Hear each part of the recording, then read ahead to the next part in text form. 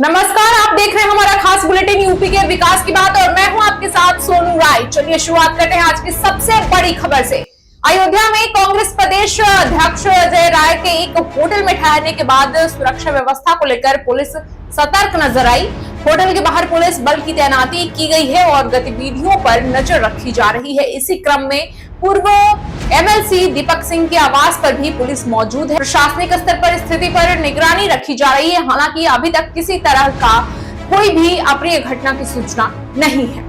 कांग्रेस नेता दीपक सिंह 9 सदस्यीय प्रतिनिधिमंडल के साथ अयोध्या पहुंचे। उन्होंने कहा कि प्रभु राम के दर्शन पर पाबंदी लगाई जा रही है और कांग्रेस नेताओं को रोका जा रहा है। दीपक सिंह ने सरकार पर आरोप लगाते हुए कहा कि चंदा चोरी पर कार्रवाई नहीं हो रही है और सरकार दोषियों को बचाने का काम कर रही है। उन्होंने यह भी कहा कि कांग्रेस कार्यकर्ताओं को पहले भी रोका नहीं जा सका और अब भी उन्हें रोका नहीं जा सकता। इस दौरान उन्होंने प्रशासनिक व्यवस्था और सरकार की नीतियों पर भी सवाल खड़े किए। सुनिए क्या कुछ कहा दीपक सिंह ने। कानून अजीब सरकार बन गई उत्तर प्रदेश में। अब प्रभु श्री राम के दर्शन करने पे भी पाबंदी लगा दी है। बेहतर होता है पाबंदी लगाई जाती चंदा चोरी के लिए, बेहतर होता चढ़ावे में चोरी के लिए उस पर पाबंदी लगाई होती। उत्तर प्रदेश की सरकार उसे नहीं रोक पाई, लेकिन अब हमारे कांग्रेस के साथियों को भगवान श्री राम के दर्शन करने से रोक रही है। कल अमेठी जनपद के प्रत्येक कार्यकर्ताओं के यहाँ पुलिस का पहरा था, निकल नहीं सके। हम लोग रात में किस तरह से अयोध्या आए हैं, अभी हम अयोध्या हैं तो अयोध्या से भी जाने से रोका जा रहा है।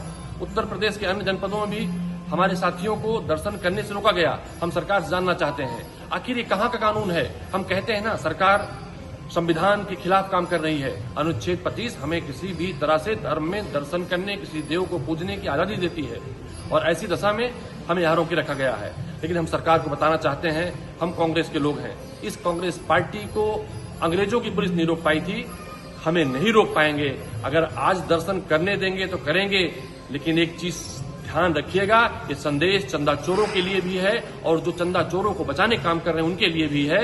हम अयोध्या आए हैं तो बिना दर्शन किए नहीं जाएंगे, ये हम संकल्पबद्ध हैं।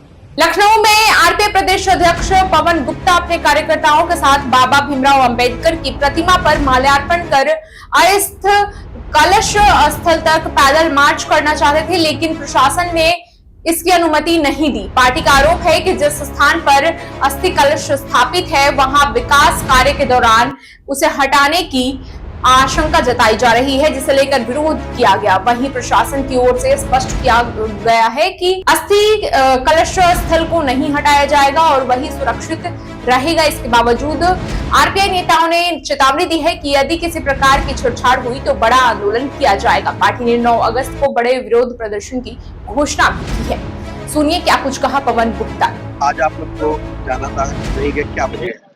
देखिए, हम लोगों ने बाबा साहब के मूर्ति को माला पहना करके अम्बेडकर महात्मा तक मार्च करना था। प्रशासन ने यहाँ पर रोक दिया कि उन्होंने कहा कि आपकी जो मांगे थे वो पूरी हो गई हैं, लेकिन हमारे जो बता रहे हैं उस पर हम लोग को विश्वास नहीं है।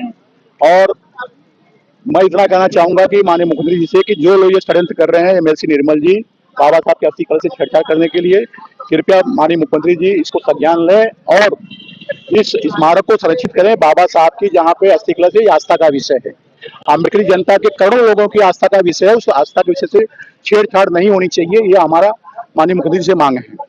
बताया जा रहा है कि वहाँ पे पार्क बनेगा, अस्थि कलश को कुछ भी छेड़ा नहीं जाएगा, जैसा कहा जा रहा है। देखिए, जो अस्थि का विषय है, जैसे हमारा गोरखपुर में गुरु गोरखनाथ का हमारा जो है वहाँ पे समाधि है, लोगों ने जमीन वहाँ पे दान दिया, वहाँ स्थापना हुआ और उससे कभी छेड़छाड़ नहीं हुआ। हमारे लोग आस्था का विषय है। उसी तरह ये बाबा साहब अम्बेडकर के जो है अस्थि जहाँ पर है वो हम लोग के लिए आस्था का विषय है। आस्था के विषय छेड़छाड़ नहीं होनी चाहिए, चाहे सरकार किसी की भी हो। जो आस्था के विषय छेड़छाड़ करेगा, अमेरिकी जनता रोड पर आएगी और उसका अंजाम आगे गलत होगा। मैनपुरी के भोगावा इलाके में आरएस पेट्रोल पंप के पास चाय परचून की दुकान चलाने वाले हिमांशु गुप्ता ने आरोप लगाया है कि 235 रुपए के उधार पैसे को लेकर विवाद हो गया। पीड़ित के अनुसार जब उसने आरोपी प्रदीप, रवि और गौरव यादव से अपने पैसे वापस मांगे तो आक्रोशित हो गए और उसके साथ लात घूंसे से मारपीट शुरू कर दी। आरोप है कि इस दौरान उसे बुरी तरह पीटा गया और उसके कपड़े भी फाड़ दिए गए, जिससे वह घायल अवस्था में घर पहुंचा। घटना के बाद पीड़ित ने पुलिस अधीक्षक कार्यालय पहुंचकर आरोपियों के खिलाफ कार्रवाई की मांग की है। पुलिस मामले की जांच में जुटी हुई है। हिमांशु गुप्ता। हिमांशु जी, आज आप पुलिस अधीक्षक कार्यालय आए हैं, क्या है पूरा मामला? मामला ये है सर कि हम जा रहे थे एक बार सब्जी लेने, तो प्रदीप और रवि गौरव, इन पे हमारे रुपए थे 235 रुपए। जब हमने इनसे रुपए मांगे तो इन्होंने हमारे साथ मारपीट की और बहुत मारा इन लोगों ने हमें डाल के। हम नंगे घर पे गए थे। कौन लोग थे जो मारा था? इनका नाम था रवि यादव था, गौरव यादव और प्रदीप यादव। अब आप क्या चाहते हैं? हम चाहते हैं सर इन पे कड़ी से कड़ी कार्रवाई हो। किस बात को लेके आपको मारा, क्या वजह रही? रुपए मांगने पर। किस चीज के रुपए? दुकान के रुपए थे इनसे हमारे। चाय की दुकान है? हमारी परचूनी चाय की दुकान है, कहाँ पे? RS पेट्रोल पंप के जस्ट पास में, गोगांव। क्या नाम है आपका? नीरज गुप्ता। आज पुलिस अधीक्षक कार्यालय आए हैं, क्यों आए हैं, क्या वजह है? वजह सर ये थी 29 तारीख को मेरा बेटा सामान लेने के लिए जा रहा था, तो एक प्रदीप पे मेरे पैसे थे 235 रुपए। बेटा जब उन्हें मिला तो उन्होंने सिर्फ पैसे मांगे। पैसे मांगने पर उन तीनों लोगों ने डाल के मारा मेरे बेटे को। मेरे बेटे के पैंट शर्ट कुछ नहीं रहा, कपड़े ऐसे ही भाग के आया। मोबाइल भी छीन लिया उन लोगों ने और पैसे भी थे 5000 रुपए, वो भी उन्हीं लोगों ने ले लिए। और सर मैं थाने में जाता हूँ, कोई कार्रवाई नहीं होती। मैं साहब चाहता हूँ। किस थाने का मामला है ये? भोगांव थाने का मामला। किसने आपकी लड़की के साथ और आपके साथ में मारपीट की, कौन है वो लोग? प्रदीप यादव लोग हैं, प्रदीप और गौरव और रवि। अब आप क्या चाहते हैं? हम चाहते साहब उन पर कार्रवाई हो, कड़ी साहब कार्रवाई हो उन पर साहब। और भी पहले से मतलब मुकदमे भी लगे हुए हैं, हमें लोगों ने बताया। वो तो वैसे भी हरामी, उनसे बच के रहो, ऐसे करे। हमने कहा कितने रुपए का लेन देन था?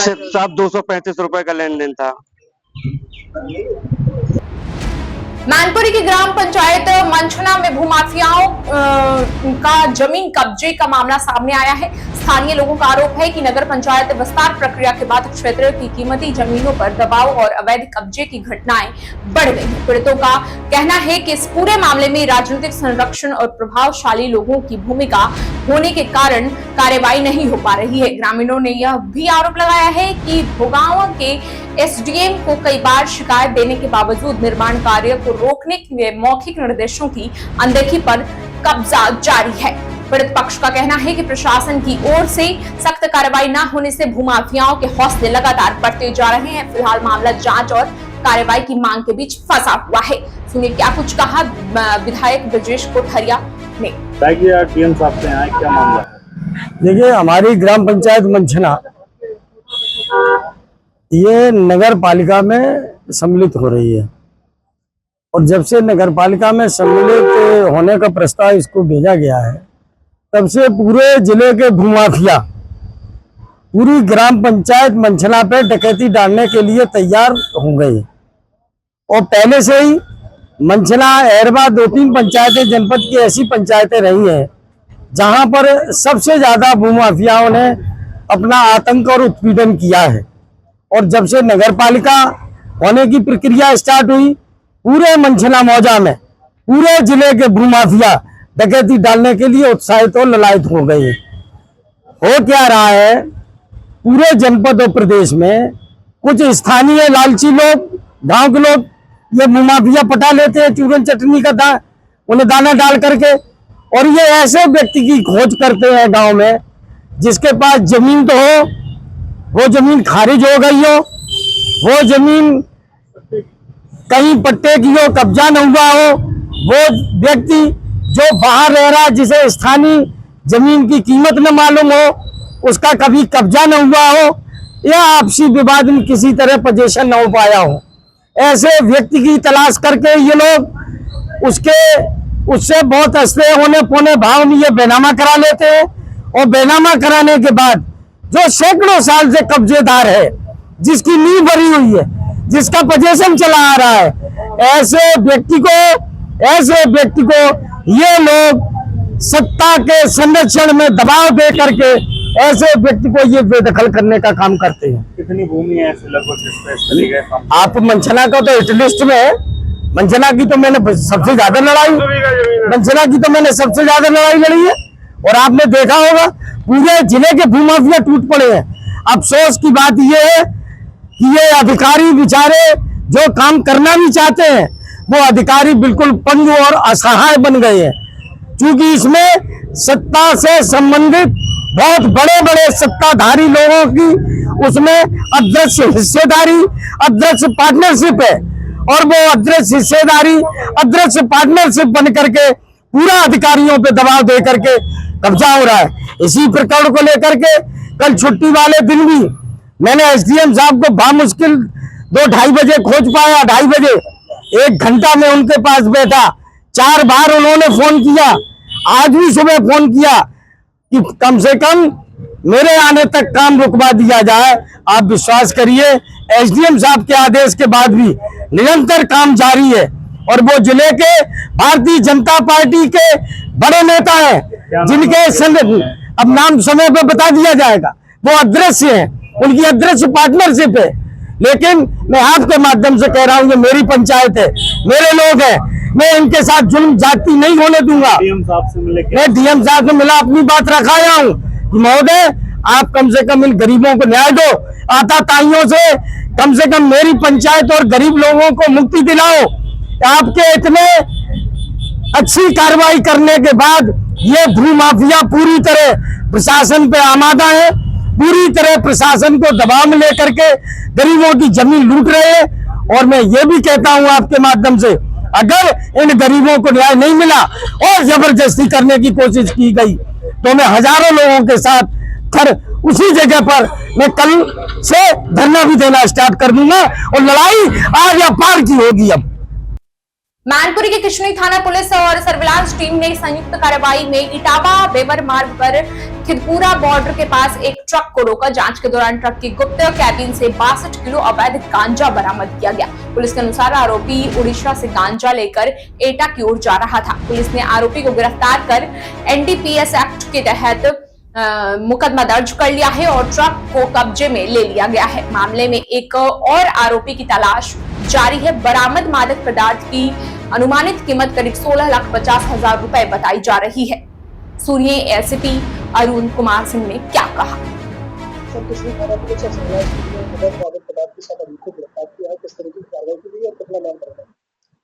कल रात लगभग 11 बजे के आसपास थाना पुलिस किशनी और सबलाइन सेल के द्वारा संयुक्त चेकिंग की जा रही थी। चेकिंग के दौरान बेवर के और किशनी के बीच में जो बॉर्डर पड़ता है वहाँ एक उनको ट्रक मिला। ट्रक से एक अजीब तरीके की स्मेल आ रही थी। उसको जब चेक किया गया तो उसमें एक गुप्त कैबिन मिला। कैबिन को खोला गया तो उसमें गांजा बरामद हुआ। गांजा को जब वेट किया गया लगभग 62 किलो के आसपास उसमें गांजा बरामद हुआ है, जिसकी आज की मार्केट वैल्यू लगभग 16 लाख के आसपास है। इसमें जो अभियुक्त है गौरव प्रताप सिंह, जो कि ड्राइवर था, उसको पुलिस द्वारा पकड़ा गया है। उसमें जो ट्रक है वो भी अभी पुलिस के कब्जे में है। इनका एक साथी और भी था। जब पुलिस चेकिंग कर रही थी तो उसको शक हुआ और तब वो वहां से भाग गया। उस पर भी पुलिस अभी नजर बनाए हुए है। उसको भी जल्द ही पुलिस गिरफ्तार करके जेल भेजेगी। तस्करी के लिए कहाँ ले जाया जा रहा है? देखिए, इसको जब पूछताछ की गई है ड्राइवर से, जिसने बताया है कि उड़ीसा से वो लेकर आया है और मैनपुरी से आगे जाकर कई अन्य जिले हैं वहां पर ये बेचा करता है। उन्नाव में पुलिस महानिदेशक उत्तर प्रदेश के आदेश के क्रम में और वरिष्ठ अधिकारियों के निर्देशन में ऑपरेशन मुस्कान चलाया गया। इस अभियान के तहत दूरसंचार मंत्रालय द्वारा विकसित CEIR पोर्टल का प्रभावी उपयोग किया गया। वरिष्ठ पुलिस अधीक्षक उन्नाव जयप्रकाश सिंह के निर्देश पर भी सभी थाने में विशेष टीमों का गठन किया गया, जिन्हें मिसिंग मोबाइल की शिकायतों को CEIR पोर्टल पर दर्ज कर उनकी ट्रैकिंग और बरामदगी के लिए लगाया गया था। अभियान के दौरान पुलिस ने विभिन्न स्थानों से 78 मोबाइल बरामद किए। पुलिस के अनुसार यह अभियान आगे भी जारी रहेगा ताकि खोए हुए मोबाइल को उनके असली मालिकों तक वापस पहुंचाया जा सके। मैनपुर में आयोजित प्रेस वार्ता में कांग्रेस जिलाध्यक्ष गोपाल कुलश्रेष्ठ ने कहा कि किसी भी देश का भविष्य उसके युवाओं और छात्रों पर निर्भर करता है, लेकिन वर्तमान में युवा वर्ग खुद को लाचार और परेशान महसूस कर रहा है। उन्होंने आरोप लगाया कि 2014 के बाद देश में 90 से अधिक भर्ती और प्रवेश परीक्षाओं में पेपर लीक की घटनाएं सामने आई हैं, जिससे लाखों छात्रों का भविष्य प्रभावित हुआ है। कांग्रेस नेता ने कहा कि इन घटनाओं ने शिक्षा व्यवस्था पर सवाल खड़े कर दिए हैं। गोपाल कुलश्रेष्ठ ने यह भी आरोप लगाया कि महंगी शिक्षा और बेरोजगारी के कारण छात्र आर्थिक दबाव में हैं और कई मामलों में आत्महत्या जैसी घटनाएं भी बढ़ती जा रही हैं। उन्होंने निजी स्कूल की फीस व्यवस्था और शिक्षा माफिया पर भी सवाल उठाए। सुनिए क्या कुछ कहा जिलाध्यक्ष गोपाल कुलश्रेष्ठ ने। आज कांग्रेस कार्यालय पे प्रेस वार्ता का आयोजन किया जा रहा है, इससे संबंधित है क्या मुद्दा है? ये छात्रों की गूंज है। कांग्रेस पार्टी ने छात्रों के जो अन्याय हो रहा है, पेपर लीक, विशेषकर नीट का जो पेपर लीक हुआ, हमारी बच्चों ने सुसाइड की, उसको देखते हुए एक प्रेस वार्ता रखी। वास्तविकता क्या है, एजुकेशन सिस्टम क्या है, क्या वास्तव में ये सिलेक्शन हो रहा है? सिलेक्शन नहीं बल्कि ये रिजेक्शन का सिस्टम जो चल रहा है भारतवर्ष में, उसके लिए प्रेस वार्ता रखी गई है। कुछ बिंदुओं को मैं आपके तरफ ध्यान आकर्षित करना चाहता हूं। आप देखें, भारतवर्ष में 5 प्रमुख बड़ी परीक्षाएं होती हैं: UPSC, NEET, JEE, engineering, JEE, ITI, IIT, JEE, RRB. ये 5 बड़ी परीक्षाएं हैं: यूपीएससी, एसएससी, नीट, जेई और आरआरबी। नीट में लगभग 22 लाख बच्चे आवेदन करते हैं, परीक्षा देते हैं। वाई एक बच्चे पर लगभग जो तैयारी और खर्चा आता है वो कम से कम 2 लाख रुपए के बीच में आता है। अगर इन सभी को जोड़ा जाए एक परीक्षा का 22 लाख बच्चों पर, तो जितना खर्च छात्र एक परीक्षा पर करते हैं या आवेदन के रूप में सरकार लेती है, वो पूरा बजट भारतवर्ष की सरकार की एजुकेशन बजट होता है। यानी बच्चों का जितना खर्च होता है, बच्चे जितना फीस के रूप में देते हैं, उतना पूरा एक शिक्षा मंत्रालय के ऊपर बजट होता है। बड़ा शर्म की बात है कि शिक्षा बजट इतना कम कि जो बच्चे फीस देते हैं उसमें ही। और अगर हम ये 5 बड़ी परीक्षाएं मान लें, यूपीएससी, एसएससी और आरआरबी और जेई और नीट, तो 5 बड़े मंत्रालयों के बजट के बराबर फीस ली जाती बच्चों से। तो ये एजुकेशन सिस्टम एक ऐसा सिस्टम है, वसूली का केंद्र बन गया है। बच्चों को शिक्षा नहीं दी जाती, बल्कि अपने मंत्रालय को चलाने के लिए वसूला जाता है। और इसमें पिस्ता कौन है? छात्र। फिर कहते हैं कि आप योग नहीं, आप आईआईटी में नहीं आए, आप नीट में नहीं हुए। लखनऊ में मीडिया से बातचीत करते हुए सपा विधायक रविदास मल्होत्रा ने आरोप लगाया है कि अयोध्या चंदा चोरी का मामला कई 100 करोड़ रुपए का है और इस पर सख्त कार्रवाई होनी चाहिए। उन्होंने कहा कि अब तक कुछ लोगों की गिरफ्तारी हुई है, जबकि मामले में शामिल बड़ी मछलियों तक जांच नहीं पहुंच पाई है। रविदास मल्होत्रा ने आरोप लगाया है कि जिन लोगों के संरक्षण में यह पूरा मामला हुआ, उन पर कार्रवाई नहीं की गई है। इस दौरान उन्होंने चंपत राय पर भी सवाल उठाते हुए निष्पक्ष जांच की मांग की। इसको लेकर हमारे संवाददाता निखिल रस्तोगी ने बातचीत की है, देखिए पूरी रिपोर्ट। अयोध्या में चंदा चोरी का मामला लगातार गरमाया हुआ है। बात करी जाए तो इसमें कई लोगों की अब गिरफ्तारियां हुई हैं, लेकिन कई ऐसे लोग हैं जो इससे छूटे हुए नजर आ रहे हैं। लगातार विपक्ष भी आवाज उठा रहे थे कि चंपत राय का नाम क्यों नहीं एफआईआर में लिखा गया है। हमारे साथ समाजवादी पार्टी के पूर्व मंत्री मौजूद हैं, बात करने के लिए करेंगे। सर, कई लोगों की गिरफ्तारियां हुई हैं, कहां तक मामला जाएगा? अयोध्या में राम मंदिर में बहुत समय से चोरी हो रही थी। जो चढ़ावा वहां आ रहा था उसको लूटने का काम हो रहा था। लगभग 1200 करोड़ रुपया लूटा गया है। इसके साथ साथ भगवान श्री राम जी का मुकुट, उनकी सोने की मालाएं, उनकी चरण पादुका, उनका सोने की गदा भी चोरी हो गई है। इसके साथ साथ 1250 सोने और हीरे की शिलाएं भी गायब हो गई हैं। लखनऊ में सर्राफा एसोसिएशन है, उन्होंने 39 किलो चांदी दी थी और बहुत लोगों ने जो वहां दान दिया उसकी रसीद नहीं दी गई और लगातार चोरी होने का काम हो रहा था। जो कहते थे हम राम को लाए हैं, वही मंदिर में चंदा चुराए हैं। जो चोरी कर रहे हैं वही जांच करने का काम कर रहे हैं और इसीलिए 12 दिन बाद एफआईआर दर्ज हुई है। प्रदेश के मुख्यमंत्री ये बताएं कि रिपोर्ट लिखने में 12 दिन क्यों लग गए। जब मामला प्रकाश में आया और समाजवादी पार्टी के राष्ट्रीय अध्यक्ष माननीय अखिलेश यादव जी ने जब उसको रहस्य को खोला तब उसके बाद जो है वो जांच शुरू हुई और तब एफआईआर दर्ज हुई है। अगर ये मामला नहीं खुलता तो सालों तक चोरी होती रहती। पिछले 24 से पहले भी वहां चोरी हुई थी, इसीलिए भगवान राम ने अयोध्या में भाजपा को हराने का काम किया था। और अब जो चोरी हुई है तो भगवान श्री राम उत्तर प्रदेश में भारतीय जनता पार्टी को हराने का काम करेंगे। अब जब भगवान राम के मंदिर में चोरी हो जाए, लूट हो जाए, तो उसका मतलब है कि पूरे देश में लूट होने का काम हो रहा है। और जो भगवान राम के मंदिर को लूटने का काम कर सकता है वो देशद्रोही है, वो राष्ट्रद्रोही है, वो हिंदू विरोधी है और वो हिंदुओं की जो आस्था, श्रद्धा और भावनाएं उनसे खिलवाड़ करने का काम कर रहा है।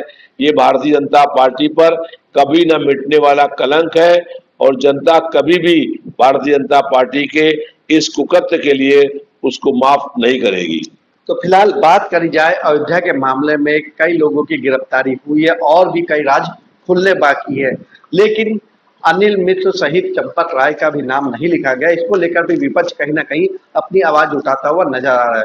फिलहाल लखनऊ से मैं निखिल रस्तोगी, कैमरामैन अवनीश के साथ तहलका इंडिया न्यूज के लिए।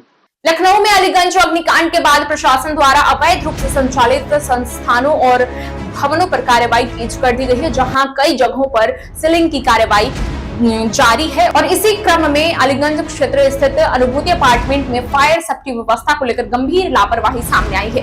स्थानीय लोगों का आरोप है कि अपार्टमेंट में लगे फायर उपकरण या तो खराब है या काम नहीं कर रहा है। निवासियों के अनुसार कई बार शिकायत करने के बावजूद कोई ठोस कार्रवाई नहीं हुई, जिससे लोगों में डर और असुरक्षा का माहौल बना हुआ है। इसको लेकर हमारे संवाददाता निखिल रस्तोगी ने ग्राउंड से जायजा लिया है। देखिए ये रिपोर्ट। लखनऊ के अलीगंज की घटना के बाद भी लगातार फायर सर्विस वाले जाग नहीं रहे हैं। बात करी जाए तो अलीगंज क्षेत्र के ही त्रिवेणी नगर में अनुभूति अपार्टमेंट है, जहां पर पूरी तरह से लापरवाही देखने को मिली। हमारी टीम ने जब वहां पर जाके पूरी तरह से चेक किया तो फायर की कोई भी सुविधा नहीं दिखी।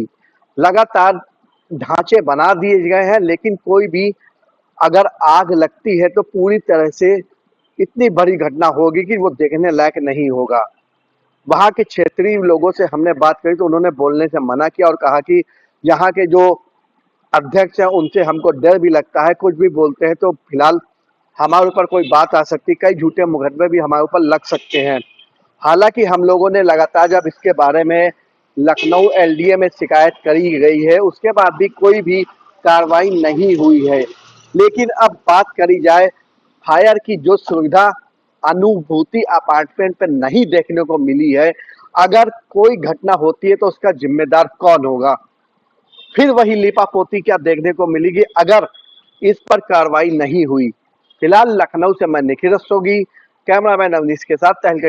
लखनऊ विकास प्राधिकरण ने वसंत कुंज योजना के सेक्टर आई और एन तथा शारदा नगर विस्तार योजना के आवंटियों के लिए महत्वपूर्ण फैसला लिया है। इसके तहत प्रधानमंत्री आवास योजना के लाभार्थियों को केवल 25% भुगतान पर भवन का कब्जा उपलब्ध कराया जाएगा। इसके लिए 30 जून से 2 जुलाई 2026 तक प्राधिकरण भवन के कमेटी हॉल में विशेष कैंप आयोजित किया जाएगा, जहां आवंटियों से अनुबंध भी कराए जाएंगे। एलडीए उपाध्यक्ष प्रथमेश कुमार के अनुसार इस फैसले को आवंटी कराए के बोझ से मुक्त होकर अपने स्वयं के घर में रहने का सपना पूरा कर सकेंगे। तो ये थी आज की वो बड़ी खबरें जो दिन भर प्रदेश में तहलका मचाए रखी। और भी देश दुनिया की बड़ी खबरों से जुड़े रहने के लिए देखते रहिए तहलका इंडिया न्यूज।